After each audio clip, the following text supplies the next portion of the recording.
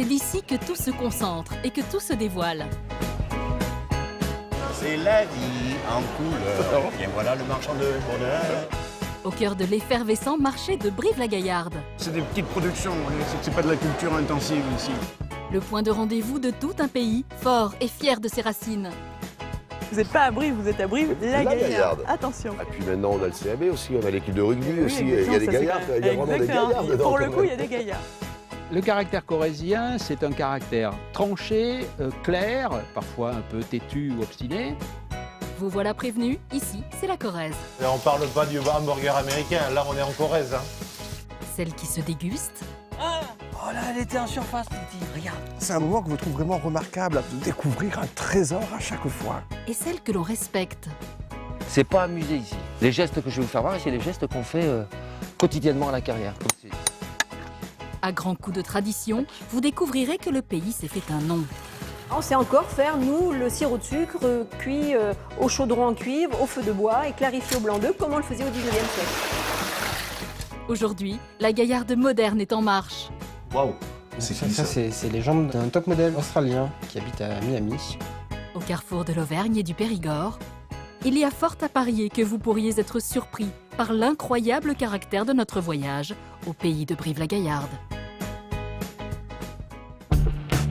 Notre voyage au pays de Brive débute bien évidemment sous les couleurs du gargantuesque marché de Brive-la-Gaillarde.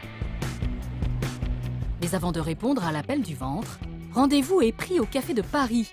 Avec Philippe Coste, cafetier de père en fils, il sera notre guide à l'écoute des multiples visages de la convivialité gaillarde. Tu fais comment salade de sève? Cru et cuit, il faut qu'il soit très beau, très blanc, très ferme. On taille les plus beaux crus très fins. La recette est signée Francis Tessandier, restaurateur à Brive aux côtés de son fils. Ils sont les ambassadeurs de la cuisine de marché. Bon, mais allez, C'est parce qu'on va pas passer la matinée au bistrot. Et de l'avis de Philippe, que nous retrouverons un peu plus tard, les deux personnes à suivre pour arpenter les allées d'un des plus beaux marchés de France.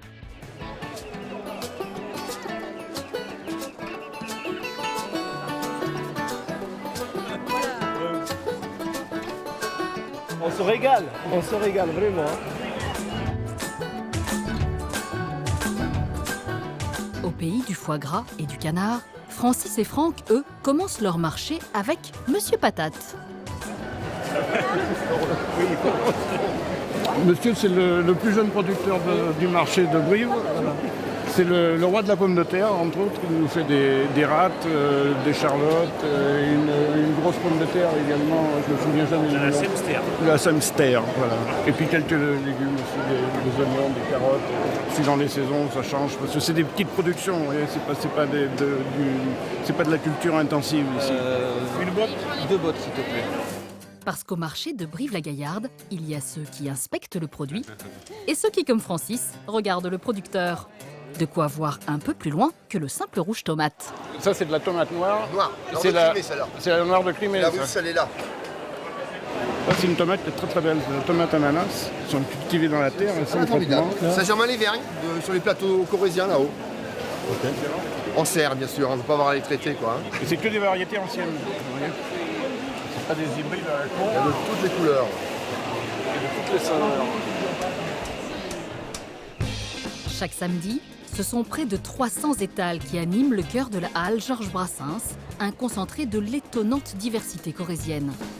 Vous êtes à quel endroit exactement? À Saint-Olaire. À Saint-Olaire. Saint-Olaire, pas loin de Brive. Voilà. Il n'y a pas qu'en Provence qu'il y a des aubergines. Il y en a aussi à Saint-Olaire, dans le pays de Brive. Vous voyez comme elles sont belles, toutes brillantes, toutes petites. Ça, c'est idéal pour faire farci, par exemple, fendu en deux avec une bonne farce.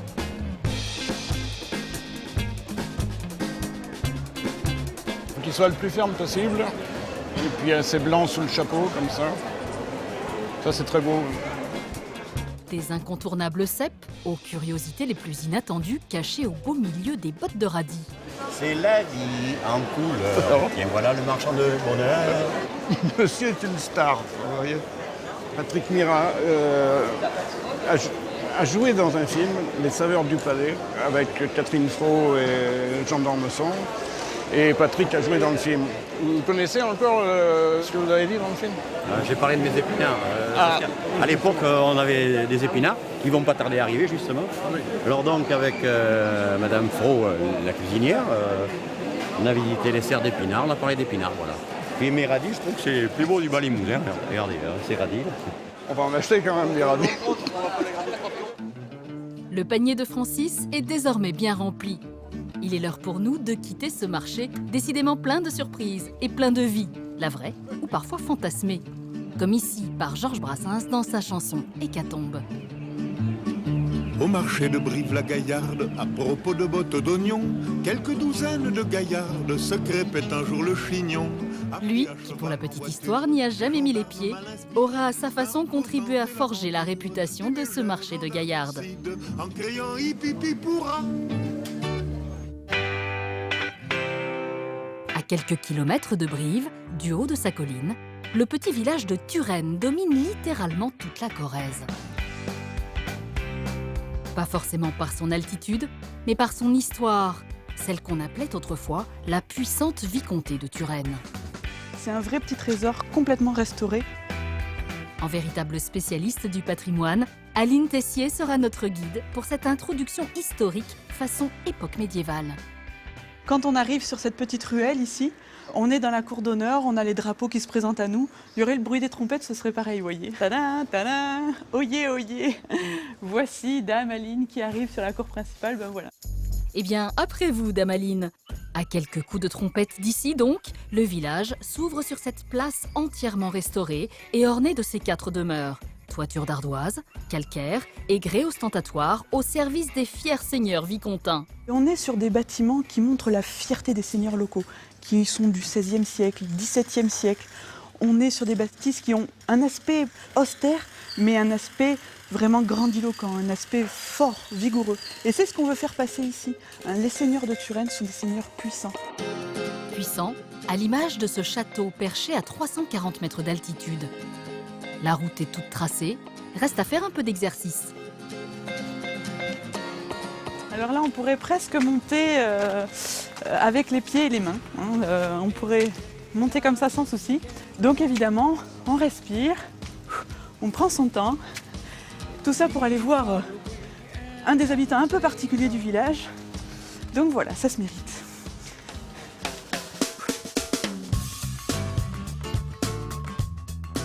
Allez, bonjour Aline. Bonjour, ça va On bien? s'embrasse parce que ça fait longtemps qu'on ne s'était pas oui, vu. c'est vrai. Camille Zambo est l'actuel propriétaire de ce château dans sa famille depuis 3 générations. Il en connaît les moindres recoins. Donc voilà la salle des gardes.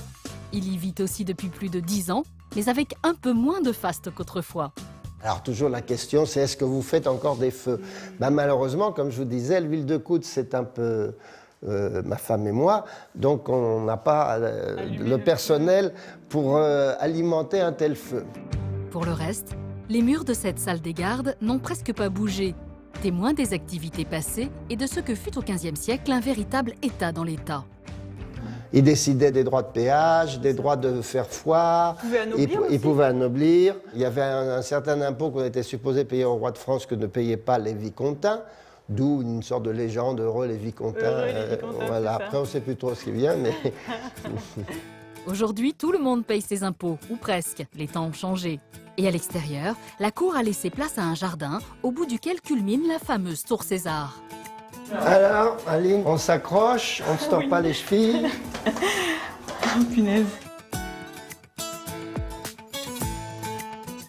Donc voilà, Limoges, Brive, le Nord. Oui, voilà, là on a vraiment une vue, quand le temps le permet. Ah oui. On voit les monts d'Auvergne. Les monts d'Auvergne, surtout en hiver, enneigés. C'est mon petit Himalaya. Le petit Himalaya et l'ensemble du site sont ouverts à la visite et au public. Si vous lui demandez gentiment, Camille Zambo fera sans doute un petit effort pour vous accompagner jusqu'en haut. Bon, c'est vrai que maintenant, je réfléchis à chaque fois avant de monter.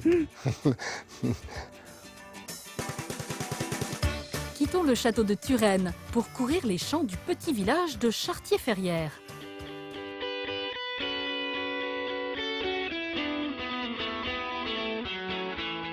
Hervé Covès est un adepte des coins de nature du pays de Brive. Panier à la main, aux côtés de ses deux amis, Alain et Jean-Pierre, il nous emmène pour une chasse au trésor un peu particulière. Allez, on cherche, Titi. Allez. Alors, on va chercher les truffes. Les truffes, le diamant noir. Voici Gaïka, 3 ans, une championne dans sa discipline. Sans elle et sa truffe, disons, affûtée, impossible de repérer le précieux champignon. Il y en a une là, tu crois? Ah, il y en a peut-être une. Allez, hein? Tu crois qu'il y en a une? Doucement, doucement. Arrête-toi, assis-toi, assis-toi. Il n'y a rien là, hein? Tiens, regarde là, c'est quoi ça? Tout simplement. Tu as trouvé ça, le chien? Alors c'est vraiment tout petit. Hein. Alors avec ça, on va aller bien loin. Ouais. C'est un petit champignon, donc souterrain comme les truffes, qui a aussi un parfum un peu particulier là. Ce sont le champignon en fait. Ouais. Hein. Et donc voilà, donc c'est ce que la chienne vient de trouver là. Bon, mais c'est sûr qu'avec ça, l'omelette va être petite. Ouais, voilà. Allez, tout n'est pas perdu pour l'omelette, d'autant qu'au beau milieu de cette truffière d'1 hectare, la chasse aux champignons peut encore réserver de bonnes surprises. Cherche-la, là, cherche-la. Où elle est? Non. Où elle est? Assis-toi, fais voir. Oh là! Elle était là et... Oh, c'est gentil. Il faut lui donner une récompense là. Oh là, les petites croquettes aussi. Allez, hop, on repart. Allez, cherche. Allez, là, cherche. Allez, où elle est la truffe là? Où elle est? Elle y est là? Ah! Oh là, elle était en surface, Titi, regarde. Oh, et tu vas me la manger? Si, tu la veux? Attends, ne la mange pas.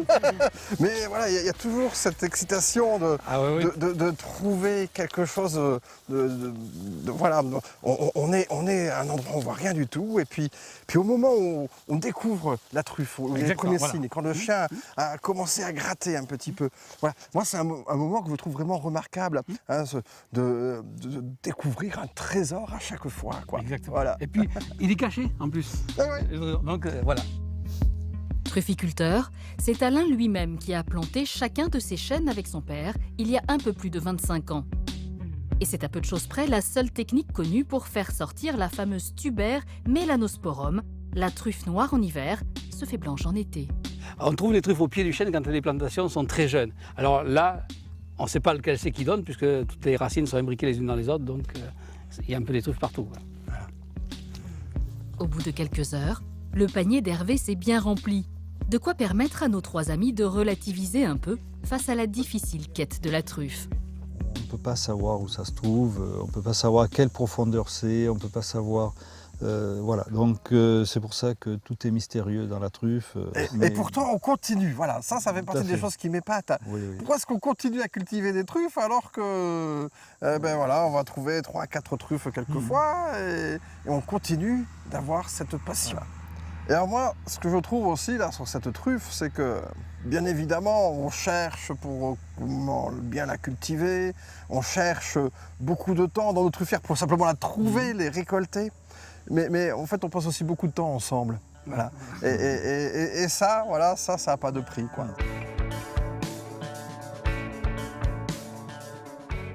Allez, on va marcher, allez. Laissons nos 3 copains continuer leur recherche pour filer sous le soleil de Donzenac.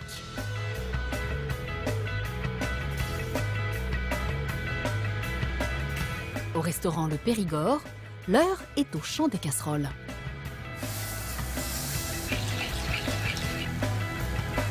Allô, ça marche, 2 menus à 22 avec 2 foie gras, une tête à mignon et 2 soupes. Derrière ces fourneaux, le maître chanteur s'appelle Johnny Touvenin, un véritable cuisinier gaillard.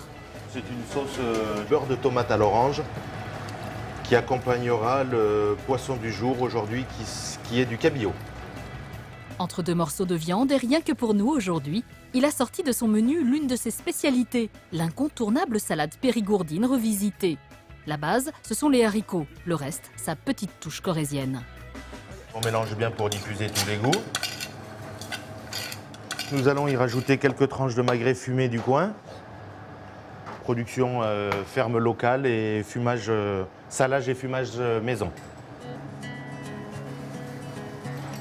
Et derrière, pour finir, notre fameux foie gras à la moutarde violette de Brive que l'on a poché, donc c'est-à-dire cuit au torchon.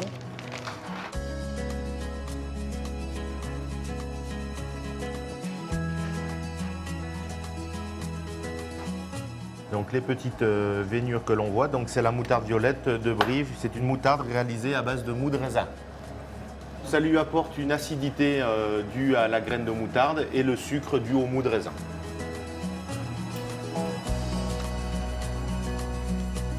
Défenseur d'une cuisine et d'un savoir-faire local, lui et une dizaine d'autres chefs de la région ont décidé de s'associer pour former les Tables Gaillardes. L'histoire d'une bande de copains au service de la gastronomie briviste. C'est bien de se rencontrer, de discuter, et les plus jeunes apprennent des anciens, et les anciens apprennent des plus jeunes. Et c'est ça qui fait l'osmose de notre groupe. De ces rencontres naîtront des plats qui finiront à la carte du restaurant des uns et des autres, peut-être pas pour ce service-là, mais sans doute au prochain. 2 têtes dont une à la carte avec un confit, suivi de 2 Cantal et 3 soupes dont une à la carte. C'est parti là. On attend tout le monde, on est complet, donc ça va faire à peu près une quarantaine de couverts à midi. Quittons la cuisine de Johnny et le ciel de Donzenac pour le centre historique de Brive.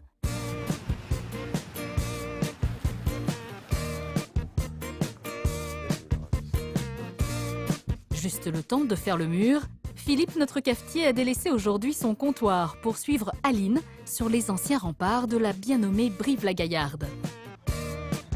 Ce mur représente vraiment les dernières fortifications de la cité qui ont été enlevées au 19e siècle. Mais ça représente aussi le nom de Brive. C'est Brive-la-Gaillarde, Brive-la-fortifiée, la puissante face à l'ennemi.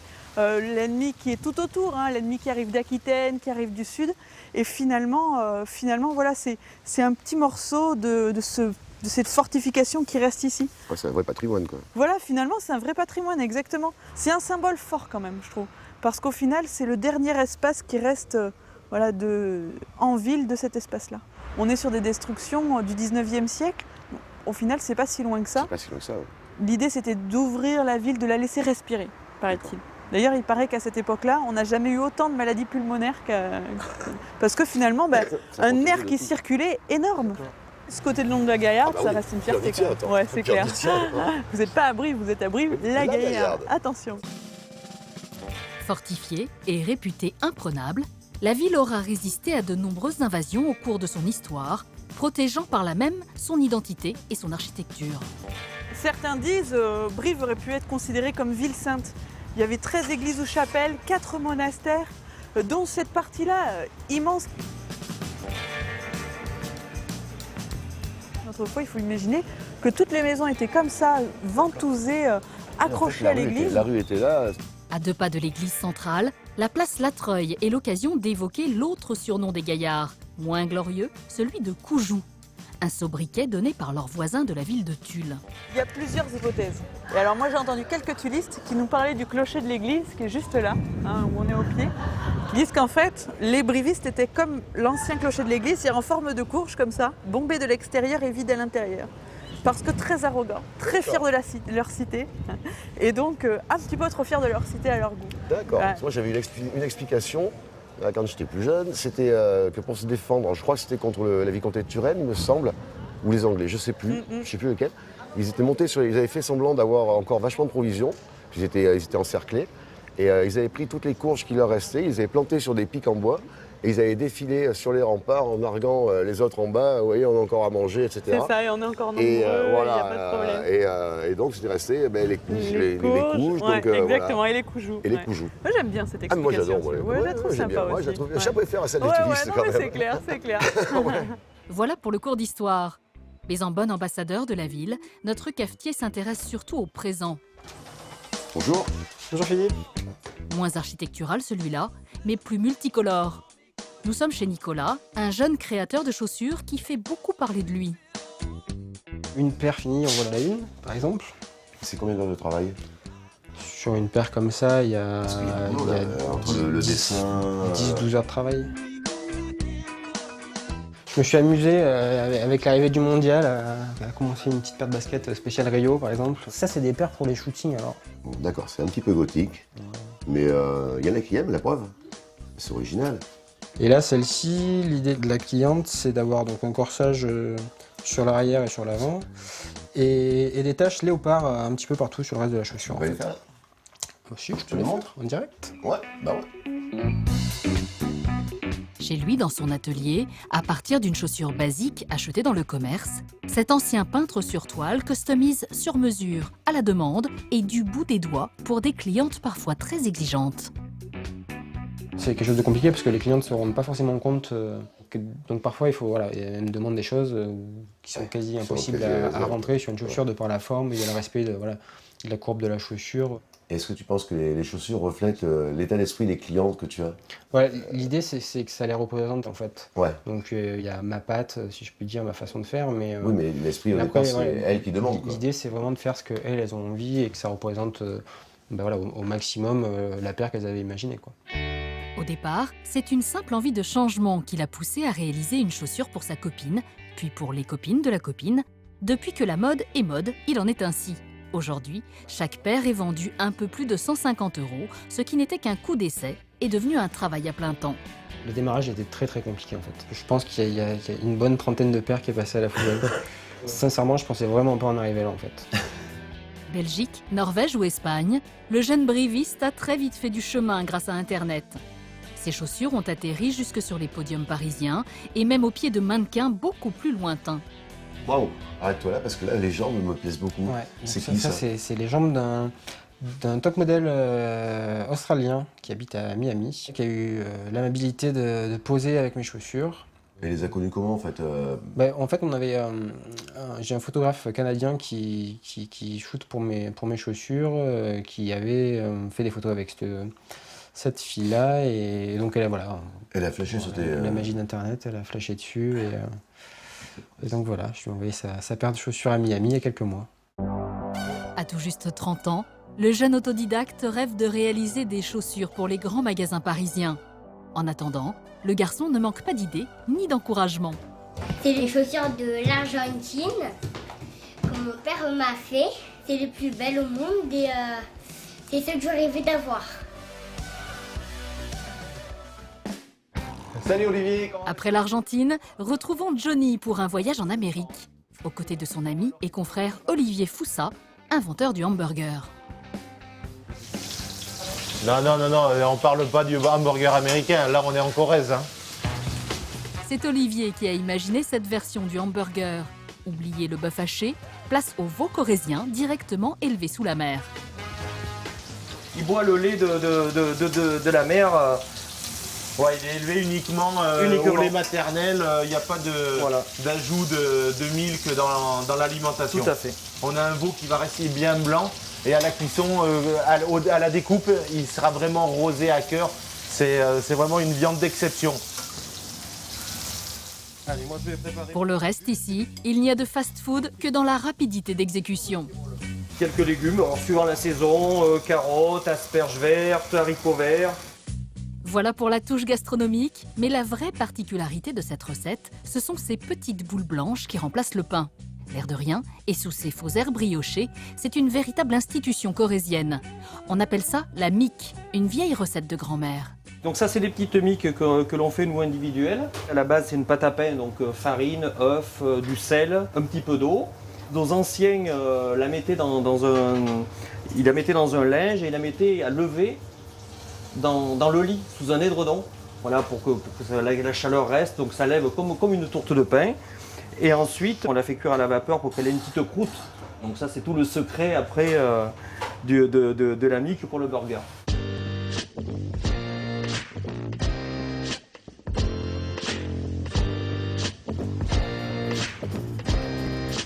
Voilà, et ça va être prêt à déguster.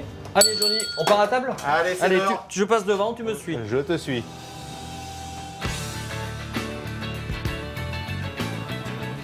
Je te laisse t'installer? Allez, ça a l'air très appétissant en plus.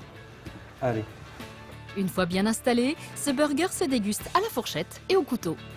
Un peu de veau, un peu de légumes, un peu de sauce, un peu de girolles et un peu de truffe. Et voilà, c'est comme ça qu'il est bon. L'Amérique en Corrèze est à ce prix-là. Au burger corrézien.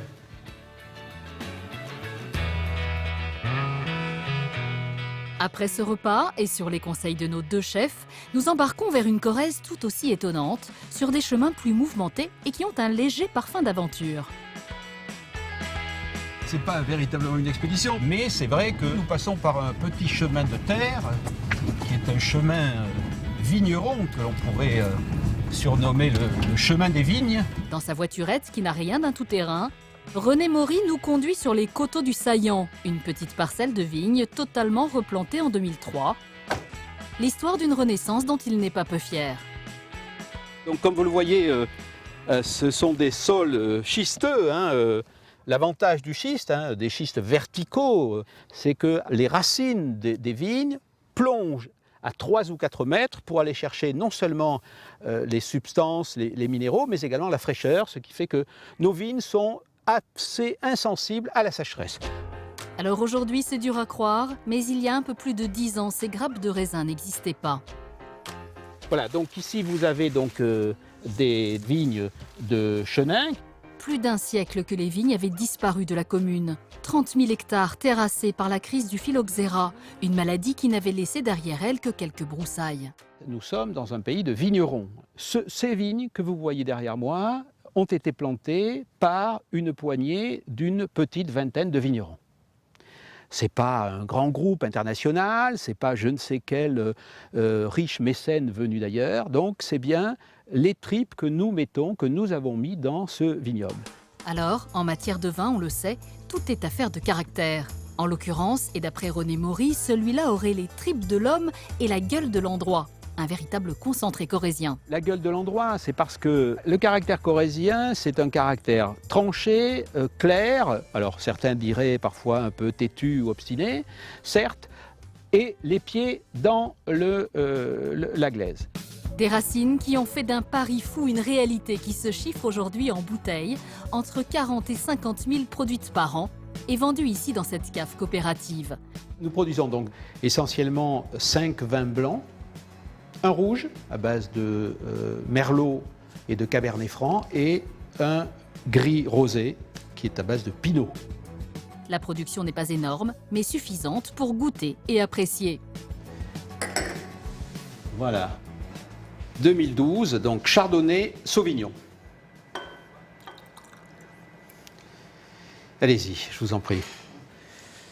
Là, vous êtes sur un vin qui est plus un vin de repas, plus rond, plus fleuri, le Chardonnay et le Sauvignon, et qui s'accommode parfaitement de poisson blanc, de veau, de fromage, c'est-à-dire à la fois sucré et légèrement acidulé. C'est un patrimoine qui est bien réhabilité en plus, donc ça ne gâche rien. Et ouais, il y a des choses qui méritent d'être de renaître, je dirais. Aujourd'hui, et pour répondre à la demande, René et ses camarades vignerons prévoient de doubler la superficie de leur parcelle, tout en pointant du bout du nez un objectif, atteindre les 100 000 bouteilles d'ici à 2020. Alors, pamplemousse, un peu de miel type miel d'acacia. Il est excellent. Au registre des particularités corréziennes, et vu de haut, il est un endroit grandiose, celui des vertigineux pans de Travassac. Une carrière d'ardoise, 7 filons, tout droit sortis d'un autre temps.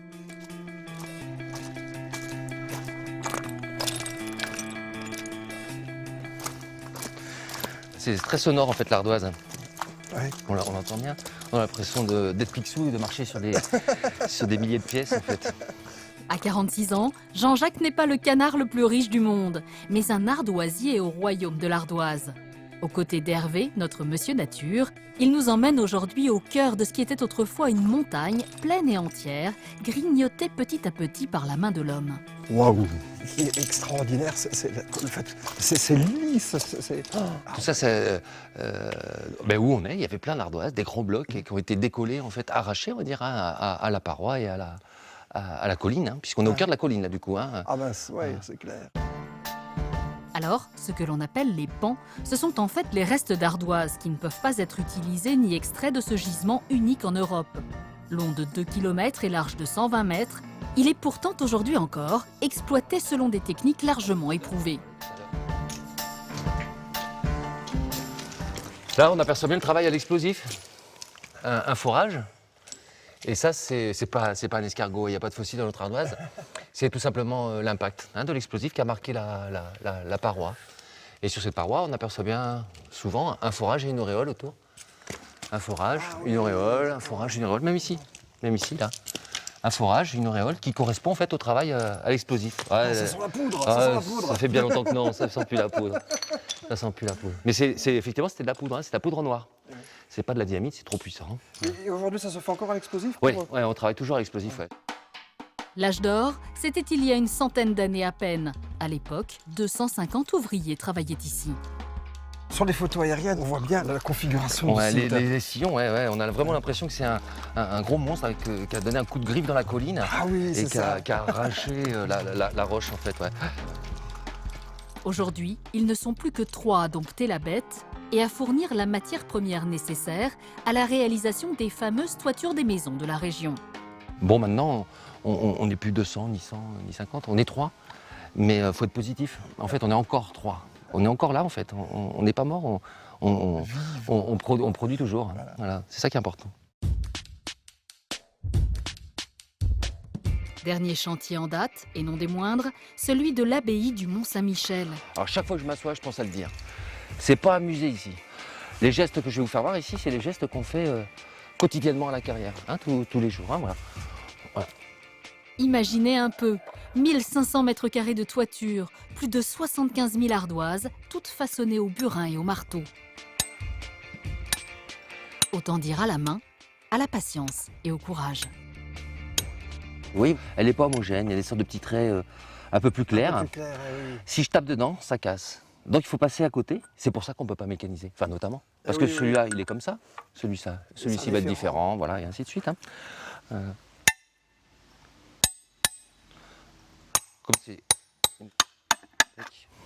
Voilà, tac, et ça s'ouvre. Ça n'a pas vu le jour depuis des millions d'années. Hein. Voilà. On va essayer de refondre celle-là quand même. Faut pas stresser, faut pas aller plus vite, parce que c'est... Quand on casse la pierre, c'est là qu'on perd son temps en fait. Donc le but, c'est de pas la casser en fait. Hein. Voilà, comme là par exemple. Voilà. 4 mm pour les plus fines, 13 pour les plus épaisses, tout est dans le coup d'œil et à l'oreille pour réussir à cliver, c'est le terme, près de 350 feuilles par jour. Voilà. Ça, c'est un moyen de la tester en fait. Hein, quand elle sonne bien claire comme ça, c'est bon, c'est qu'elle n'est pas fêlée en fait. Reste ensuite à les tailler. Pour leur donner une forme carrée ou en ogive, c'est selon. Là encore, tout est dans la pratique pour atteindre la cadence de 600 ardoises par jour. Une avalanche de pierres et de chiffres qui n'aura pas échappé à Hervé. Je compte 73 000 ardoises sur le Mont-Saint-Michel. Ouais. Pour en tailler une, il y a plus de 50 coups de marteau. Ouais. Ça fait, alors 75 000, ça fait 7 500 000, ça fait 3 250 000 coups de marteau Voilà. pour couvrir à 3. le Mont-Saint-Michel. À 3. Oh, à 3. Oh, ouais, c'est merveilleux. Vraiment merveilleux. Allez. Merci beaucoup.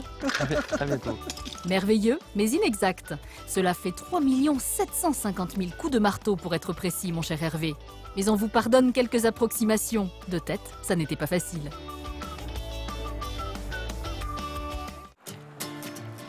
À 2 pas de la Vézère, encore une partie de pêche aux 2 ricochets. Nous sommes au village du Saillant.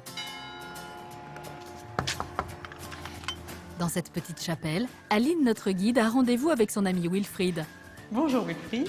Ils vont parler patrimoine, vitrail et œuvres d'art sur les traces du peintre Marc Chagall. Alors en fait, il y a 6 vitraux réalisés par Marc Chagall ici dans cette chapelle et qui ont été posés à la fin de sa vie à Marc Chagall, ce qui en fait la dernière œuvre, enfin les derniers vitraux réalisés du vivant et posés du vivant de Marc Chagall, ce qui en fait une œuvre un peu particulière et qui a été réalisée en plusieurs étapes en fait. Ça a commencé en 1978 par la réalisation du vitrail du chœur. Oui, c'est celui-là le premier. Voilà, c'est celui-là le premier.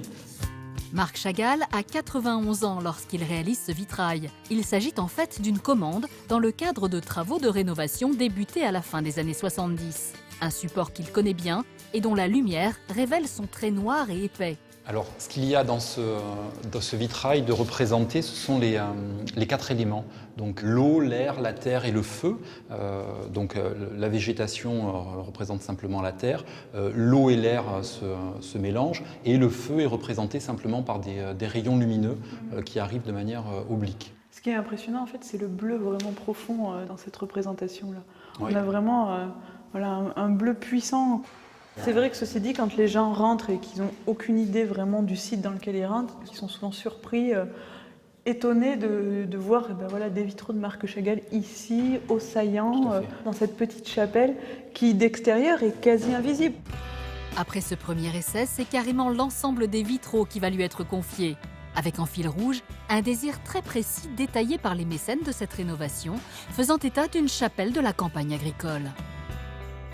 Donc celui-ci, on voit vraiment bien le berger, on voit le troupeau qui est ensuite devant lui. Et ensuite, il y a la vigne avec les vendanges. Donc pareil encore, on voit toujours la vie, hein, c'est pas un paysage fixé. Et l'autre côté, c'est la pêche. Et donc particulièrement sur celui-là, on voit la complémentarité du travail qu'il y a eu entre Chagall et le maître verrier, parce que Chagall a fait une esquisse, lui, à l'aquarelle, sur le papier. Ensuite, il y a eu un travail avec le maître verrier, et en fait, les plombs accompagnent l'esquisse faite par Chagall, parce que par exemple, les plombs dessinent le filet du pêcheur, et on voit que Marc Chagall, lui, a repeint dessus.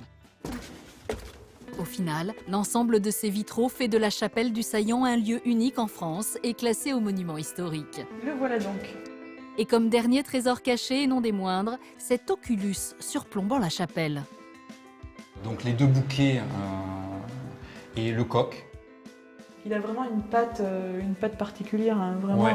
Et alors sur celui-là, la différence, c'est que moi, il me donne toujours un peu la sensation d'un peu de relief, notamment les rouges, parce qu'en fait, les rouges sont des verres plaqués, donc il y a une surépaisseur des rouges, qui est une technique médiévale, en fait. Celui-là, il est canon. Ouais, c'est clair. Il est super photogénique.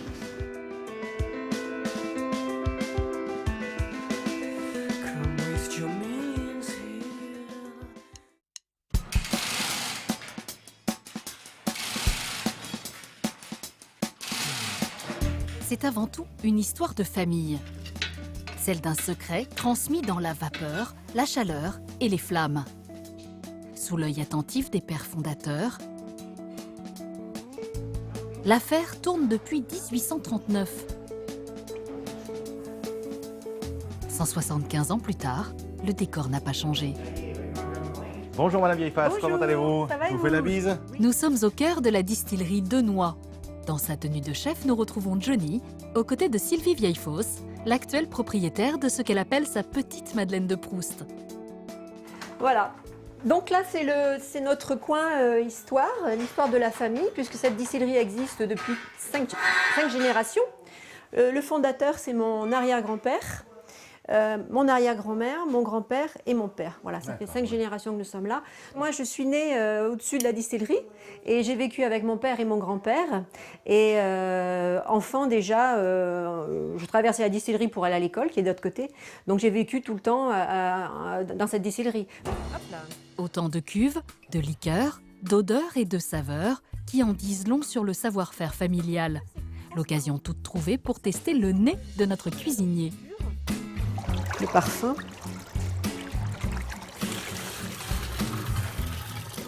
Alors je vous envoie un peu la part des anges. Non mais je connais, mais c'est vrai. Citron. Ah, on est dans les agrumes. Citron, agrumes, ouais. Ouais, on refait une petite touche. Zoup là. Une fois par mois, ce sont surtout les effluves du sirop de sucre qui envahissent la distillerie, l'élément indispensable à la fabrication des liqueurs. C'est exactement comme au 19e siècle, ce sont les mêmes gestes, hein. Ce sont des gestes ancestraux qu'on reproduit. Voilà, on sait encore faire, nous, le sirop de sucre cuit au chaudron en cuivre, au feu de bois et clarifié au blanc d'œuf, comme on le faisait au 19e siècle. Alors ça a tout d'une potion magique, quand ça bout, on dirait le monde d'Harry Potter, on dirait la potion d'Obélix, Astérix, Panoramix, mais c'est plutôt la potion de Noix.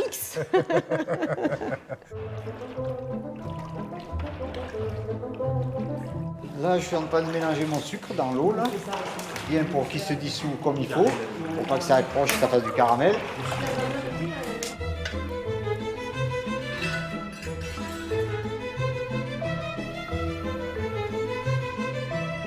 Petit secret de fabrication, la cuisson au blanc d'œuf pour coller les impuretés. Jean-Marie, le sorcier, n'en dira pas plus. Pour le reste, la spécialité de la maison, c'est la liqueur de noix. Chaque mois de juillet, 10 tonnes de noix vertes comme celle-ci sont broyées pour mettre au point la précieuse liqueur. Pas confondre donc avec les noix que l'on peut trouver en septembre-octobre, Voilà. qui donnent surtout de l'huile mais non du jus. Exactement, et que l'on peut manger. Alors que là, c'est amer, c'est immangeable. Oui, oui, oui, tout à fait. Voilà. Mais l'origine, alors pourquoi utiliser la noix verte, traditionnellement dans nos campagnes? Autrefois, on se soignait avec la noix verte. La noix verte est très tannique, donc elle est très bonne pour les maux d'estomac et les troubles digestifs. Donc l'origine de l'apéritif et du digestif, c'était un remède en fait, que nos grands-mères ont arrangé en faisant quelque chose d'agréable à boire. Mais au départ, c'était vraiment un remède. Va pour la recette de grand-mère. Vieilli 5 ans en fût de chêne, le résultat est ensuite mis en bouteille, ici même. Hop là. Donc on tourne pour refroidir. Alors donc ça sent l'armagnac et derrière vous sentez la noix. Voilà. Donc on va en mettre un petit peu dans la bouche. Donc le premier goût que vous allez avoir tout de suite, c'est le goût de l'armagnac. Donc il y a une attaque d'armagnac. D'ailleurs, il y a des saveurs boisées données par le fût de chêne.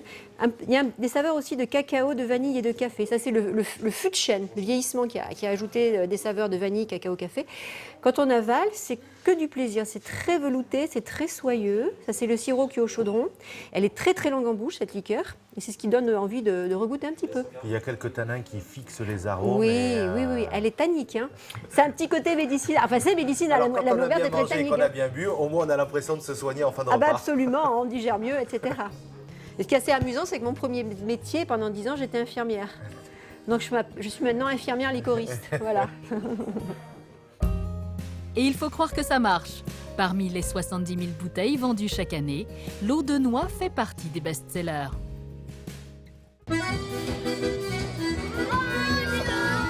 Comme tous les jeudis en été, c'est soir de fête sur le marché des producteurs. Au milieu des danseurs, des fraises, fromages et autres saveurs corréziennes, nous retrouvons Hervé, venu vérifier si les truffes fraîchement récoltées se vendent bien. Alors Alain, les truffes de ce matin, où est-ce que tu les as mises? Dans la vitrine, là, viens voir, viens vite, viens vite. Oh, regarde ça. On va les Comme sortir. elles sont belles, tu les as bien nettoyées, dis donc. Ah ouais, c'est joli. Ah, mais moi... Ah bah oui, ça présente bien là. Hein. Il y a quand même un truc, l'arôme de la truffe se révèle avec le gras. Alors, je vais te dire quelque chose. À la fin là, du marché, on a mis le beurre derrière. Là. Ah oui, tu vois ce que je veux dire. Ah ben voilà, on se fait une petite tartine de beurre avec les truffes. Avec aussi. les truffes, voilà. Oh là là, Exactement. oh, c'est gentil Alain. Voilà. Ah, excellent. Voilà. Mais avant de déguster, il va falloir payer. Alors 13 € maintenant. J'en ai pour 13 € la dernière. Prix moyen, 100 € le kilo pour la truffe d'été, 1000 pour la truffe d'hiver. La couleur est d'or, mais selon les calculs savants d'Hervé, le plaisir n'est pas si cher. On en met combien quand on veut se faire un petit plaisir, une petite sauce? Il faut... Mais sur celle d'été, oui. On peut se faire plaisir et en mettre suffisamment. Hein. Il faut bien 10 ou 15 grammes par personne. D'accord. Parce que bon, ça fait pas très cher.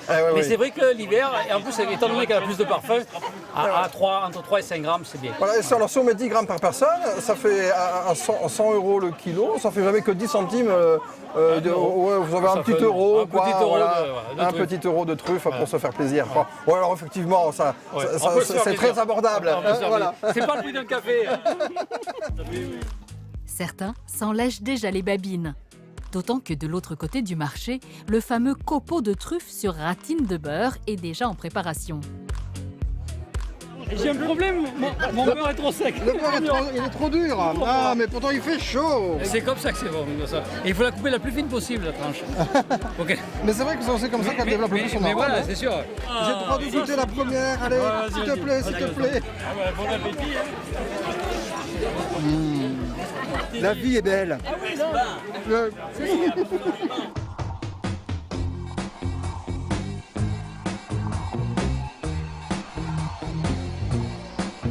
Aline a rendez-vous aujourd'hui avec Catherine et Colette pour une balade florale sur les traces de la vie de l'écrivain. Alors ici, oui, quel est cet arbuste Cet arbuste avec Alors cette cet belle couleur arbuste bleue. bleu, c'est du Caryopteris. C'est une des couleurs préférées de l'écrivain Colette. Et d'ailleurs, elle-même écrivait sur du papier bleu. Une déambulation sur 5 hectares et en forme d'hommage à travers 6 jardins représentant les grandes étapes de la vie de Colette, à commencer par celui de la Bourgogne, le jardin de son enfance. Donc là, c'est des roses. Voilà, là, Alors, c'est des roses. On peut faire un tour ici parce qu'on a différents types d'émérocales ici. Ah oui, ça c'est très beau. Ça, c'est joli. On appelle ça aussi lys d'un jour parce que la fleur qui éclot le matin fane le soir. D'accord. Qu'est-ce que ça nous raconte sur Colette, sur sa personnalité, sur qui elle est vraiment? Alors, sur ce premier jardin, bien, c'est un peu quelque chose qui va marquer sa vie parce que son enfance a été très importante. C'est la petite dernière de la famille, une famille en fait de 4 enfants. Et c'est celle qu'on va choyer, entourée de beaucoup d'affection. Et sa mère ne cessait de lui dire un mot très important qu'elle gardera toute sa vie à l'esprit, c'est « regarde ». Alors, aborder la vie de Colette à travers les fleurs, c'est avant tout parler d'amour. Parmi ses multiples histoires, celle de sa compagne, Missy, qui l'emmènera jusqu'à Saint-Malo, en Bretagne. Nous sommes en 1910, Colette est alors actrice, danseuse et reine du music-hall. Donc ici, tu vois, il y a un chantier de verveine de Buenos Aires. Et l'idée, vraiment, c'est d'avoir des tonalités un peu froides qui rappellent le bord de mer. Parce que Colette a acheté une maison qui était le manoir de Rosven. Alors on est tombée amoureuse. Et du coup, avec son amie Missy, elles achètent cette maison. Il y a un superbe jardin et elles sont à 2 pas de la mer. Elle disait, une femme se réclame d'autant de pays natal qu'elle a eu d'amour heureux. Et je crois que c'est une belle représentation de ce que ça symbolisait pour elle. Par contre, j'espère que tu crains pas les insectes, non. Aline? Alors les abeilles, vous ne me piquez pas. Au fil des jardins, Colette la Bretonne devient Colette la Corésienne. Aux côtés de son mari Henri de Jouvenel, elle découvre à quelques mètres d'ici, à Castelnovel, les joies de la vie de château et les débuts d'une autre grande aventure nommée Belgazou. Elle a vécu ici en fait une dizaine d'années, entre 1911 et 1923. Et c'est là qu'a grandi sa fille, c'est ça? Exactement. Sa fille, qu'elle a eue avec Henri de Jouvenel, en 1913, a été élevée au château de Castelnovel. D'accord. Belgazou. Belgazou, voilà, pour ceux qui la connaissent. Ce qu'elle aime, elle, c'est surtout passer du temps à Castelnovel et dans son parc, qui est déjà quand même assez important. Et puis elle y vient surtout à la belle saison. Et elle est ravie parce qu'on mange très bien en Corrèze. Donc elle ne se lasse pas de dire qu'elle mange de l'ail à toute heure et qu'elle profite vraiment de la nature. Et elle invite ses amis à venir la découvrir parce qu'elle dit ce pays m'enchante. Et c'est vrai que Belgazou, sa fille, aimera beaucoup la Corrèze. Derrière le blé en herbe, la visite nous fera croiser son premier mari, Willy, l'infidèle, reconverti aujourd'hui en roi de la basse-cour. Willy! Après le chant du coq, les mots de l'écrivain accompagnent bien évidemment la suite de la traversée. Dans Prison et Paradis, elle dit « Le jardin, vite, le jardin, mais il n'y a pas de jardin. Remercions le hasard. » De la Provence qu'elle aima en même temps que son dernier mari, jusqu'aux allées parisiennes du jardin du Palais Royal, où elle continuera d'écrire jusqu'au bout. Et donc là, c'est la dernière étape de la vie de Colette, véritablement. C'est ça, puisqu'en fait, elle décède dans cet appartement du Palais Royal le 3 août 1954. Et ce qui est très important, c'est que c'est la première femme écrivain à recevoir des funérailles nationales. C'est un peu comme si la boucle était bouclée, puisqu'elle revient à Paris à la fin de sa vie. Voilà, on est presque à Paris. Dernier hommage et dernier clin d'œil à celle que l'on surnommait la vagabonde. Ce labyrinthe, en forme de papillon, une promenade que Colette aurait adoré à n'en pas douter. Belgazou, vous êtes là? Bon, il n'y a personne. Hein. Non, on dirait qu'il n'y a personne. Il n'y a que nous et de l'osier. Oh là là. On va pouvoir ressortir seulement? Sans elle, normalement. Oh, moi, je suis pas sûre. Normalement, c'est par là. Ou pas.